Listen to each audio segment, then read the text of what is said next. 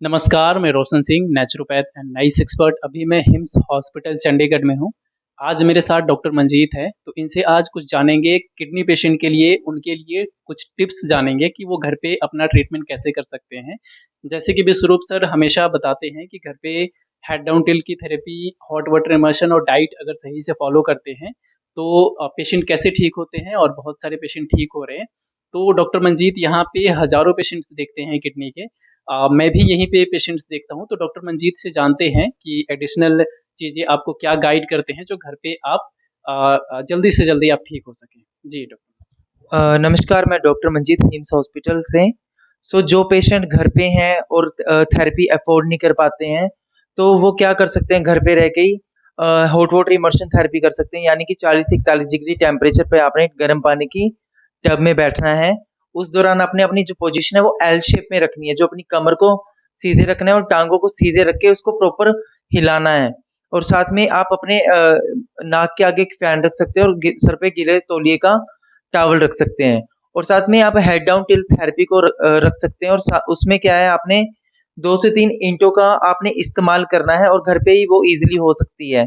और साथ में जैसे कि इन्होंने बताया कि डाइट का अहम रोल है। डाइट आपकी कैसी रहेगी कि आपने जैसे 12 बजे तक आपने सिर्फ़ फ्रूट्स का 2 से 3 सीज़नल फ्रूट्स का सेवन करना है और साथ में मिलेट्स का उपयोग करना है और साथ में सैलेड का इस्तेमाल करना है। और साथ में किडनी पेशेंट के साथ एक कॉम्प्लिकेशन आता है कि उनका यूरिन आउटपुट बहुत ही कम हो जाता है, क्योंकि किडनी की अपनी फंक्शनिंग थोड़ी स्लो हो जाती है उस दौरान। तो उस केस में आप गोक्षुर एक हर्ब है, आप उसका इस्तेमाल कर सकते हो। आप उसको काढ़े के रूप में इस्तेमाल कर सकते हैं। जी डॉक्टर साहब, बहुत सारे पेशेंट्स की क्वेरीज होती है कि उनका क्रेटिनाइन बढ़ जाता है और वो घबरा जाते हैं, उनके लिए क्या कहेंगे? जैसे कि जो क्रेटिनिन है वो वेस्ट प्रोडक्ट है हमारी मसल्स का। तो अगर आप ये थेरेपी कर रहे हो और उस दौरान आपका क्रेटिनिन लेवल बढ़ गया है, तो आपको घबराने की ज़रूरत नहीं है। बेसिकली जो क्रेटिनिन का जो वैल्यूज़ है, ये लैब टू लैब वैरी करती है और इसे बनाता कौन है? लैब वाले। ये हर पेशेंट का पैरामीटर अलग होता है। तो जब भी आप गर्म पानी की टब में बैठते हो, उस दौरान जो आपका ब्लड फ्लो है, जो आपका स्किन की परमेबिलिटी है, वो चेंजेस होते हैं। और साथ में जो आपका क्रेटिनिन है, वो आपकी मसल से आपके ब्लड में मिक्स होना शुरू हो जाता है। और जो आपका ब्लड का सैंपल होता है, हम ब्लड से ले रहे हैं। जी। क्रेटिनिन आपके ब्लड में मिक्स है, तो वो बढ़ा हुआ मिलेगा उस दौरान आपको। और जो आयुर्वेद का प्रयोजन है, हमने चीज़ को एग्रीवेट करके बाहर निकालना है, हमने उसे सुप्रेस नहीं करना है। तो निकलने से पहले एक बार एग्रीवेट हो सकता है, तो उस केस में आपको घबराना नहीं है। आपने थेरेपी को 3 से 4 महीने कंटिन्यू करना है, क्योंकि जो आपकी आरबीसी सेल्स हैं, रेड ब्लड सेल्स हैं, उसको भी 80 से 120 दिन लगते हैं थोड़ा रिवर्स होने में, थोड़ा चेंज होने में। तो आपने उस केस में घबराना नहीं है। जी, जी। तो बेसिकली जैसे आपने बताया कि अगर किसी का क्रेटिनाइन बढ़ जाए तो घबराने की बात नहीं है। तो उनके उन्हें मतलब किस तरह के सिम्पटम्स दिखे तो वो आस-पास के डॉक्टर से या फिर हमारे से कंसल्ट करें?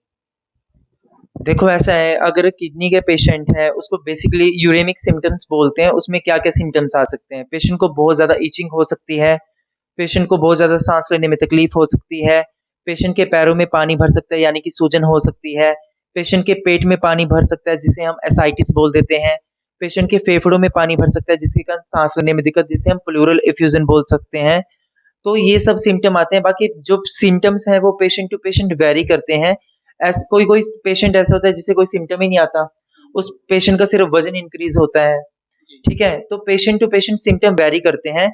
जब ऐसे सिम्पटम है जैसे सांस लेने में दिक्कत है, तो उस दौरान आप प्रोन पोजीशन का इस्तेमाल कर सकते हैं। अगर आपको एसाइटिस नहीं है तो उस केस में अगर पेशेंट अगर अनकॉन्शियस हो गया, जैसे पेशेंट की जो किडनी खराब होने का कारण क्या है, डायबिटिक है और या हाइपरटेंसिव है। जो 90% जो केसेस आए हैं हमारे पास, वो यही है। या जी। तो इसके कारण भी किडनी पे बहुत फर्क पड़ा है। तो अब जो हमने अपना एक ब्यौरा बनाया है, तो उसमें मैक्सिमम केसेस यही हैं। तो अगर आप इन सब लेवल को मेंटेन करके रखें, अपने बीपी को मेंटेन करके रखें, अपने शुगर के लेवल को मेंटेन करके रखें, तो बहुत कुछ आपको हेल्प हो सकती है। जी, जी। तो अभी आपने जाना डॉक्टर मंजीत से कि किडनी अगर आपकी किडनी खराब है तो घर पे आप कैसे रिकवर हो सकते हैं, घर पे कैसे ठीक हो सकते हैं। आपकी अगर कोई क्वेरीज़ है, कुछ पूछना चाहते हैं डॉक्टर मंजीत से तो मैं आपको आप कमेंट बॉक्स में क्वेश्चन छोड़ें। अब मैं अगली वीडियो में डायरेक्ट इनसे ही आपके क्वेश्चन पूछूँगा और आपको आंसर ज़रूर देंगे। तो आप कमेंट बॉक्स में कमेंट ज़रूर छोड़ें। Thank you so much.